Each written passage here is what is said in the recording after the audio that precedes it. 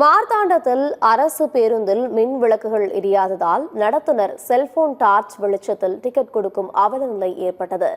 கன்னியாகுமரி மாவட்டம் மார்த்தாண்டத்தில் அரசு பேருந்தில் உள்ள மின் விளக்குகள் சரியாக எரியாத காரணத்தால் முழுமையான இருளில் பேருந்து சென்று கொண்டிருந்தது.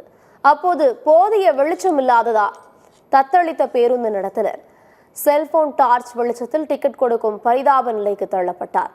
அரசு பேருந்துகள் முறையாக பராமரிக்கப்படுவதில்லை என்பதையே இதுபோன்ற காட்சிகள் உணர்த்துவதாக பயணிகள் ஆதங்கம் தெரிவிக்கின்றனர்.